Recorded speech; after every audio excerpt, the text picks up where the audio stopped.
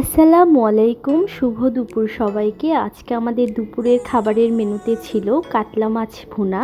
তো আমি কাতলা মাছ ভুনা করার জন্য প্রথমেই যেটা করে নিব, আগে মাছগুলো সুন্দরভাবে ধুয়ে পরিষ্কার করে নিয়েছি। এখন একটা পাত্রে আমি মাছগুলো রেখে দিয়েছি এবং মাছের মধ্যে সবগুলো উপকরণ, সবগুলো মশলা সুন্দরভাবে দিয়ে এখন আমি মাছগুলো 10 মিনিটের জন্য ম্যারিনেট করে রেখে দিব। দেন আমি এখন একটা চুলায় ফ্রাই প্যান বসিয়ে দিব এবং বেশি করে তেল দিয়ে দিব, কারণ বেশি করে তেল দিয়ে দিলে মাছগুলো মচমচে হয় এবং মাছগুলো লেগে ধরে না বা ভেঙে যায় না। তো এই যে আমি ফ্রাই প্যানটা দিয়ে দিয়েছি এবং তেলটা গরম হয়ে গেছে। এখন আমি এক এক করে সবগুলো মাছ সুন্দরভাবে ফ্রাই প্যানে দিয়ে দিব। তো আমি সবগুলো মাছ ফ্রাই প্যানে দিয়ে দিচ্ছি। এই যে মাছগুলো দেওয়া হয়ে গেছে। এখন আমি সুন্দর করে 5 মিনিটের মতো আস্তে আস্তে ভেজে নিব, যেন মাছগুলো কোনোভাবেই পুড়ে না যায় এবং ভেঙে না যায় এবং ভেতরটা যেন সুন্দরভাবে মচমচে হয়ে যায়। এই যে আমাদের এক সাইড অলমোস্ট হয়ে গেছে। এখন আমরা উল্টিয়ে নিব। এখন আমরা অন্য যে পাশ, সেই পাশটা সুন্দরভাবে মাছটা ভেজে নিব। তো এই যে আমাদের এই সাইডেও মাছটা হয়ে গেছে। এখন আমি জাস্ট একটা প্লেটে তুলে নিব মাছগুলো। তো সবগুলো মাছ আস্তে আস্তে প্লেটে তুলে নিব।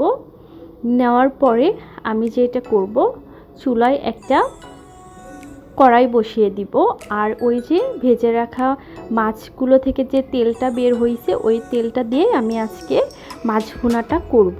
তো এই যে মাছ ভুনা করার জন্য প্রথমে কড়াই বসিয়ে দিয়ে সেখানে আমি সবগুলো মশলা দিয়েছি এবং আমি কাতলা মাছের ভুনাতে যেটা করি, আমি সব সময় পেঁয়াজটা ব্লেন্ড করে নিয়ে অ্যাড করি এবং কিছুটা আমি টমেটো কুচি দিয়েছি। এতে মশলার কালারটা অনেক সুন্দর আসবে এবং কাতলা মাছ ভুনা খেতেও অনেক মজা লাগবে। তো এই যে মশলাগুলো আমি সবগুলো দিয়ে দিয়েছি এবং সেগুলো কষিয়ে নিয়ে এখানে পানি অ্যাড করেছি। তো পানি এখন বয়েল হয়ে গেছে। এখন আমি আস্তে আস্তে সবগুলো মাছ কড়াইয়ের মধ্যে দিয়ে দিব এবং আমি কিছু টাইম ধরে মাছগুলো রান্না করে নিব। যেহেতু এটা ভুনা, আমি বেশি এখানে পানি অ্যাড করব না।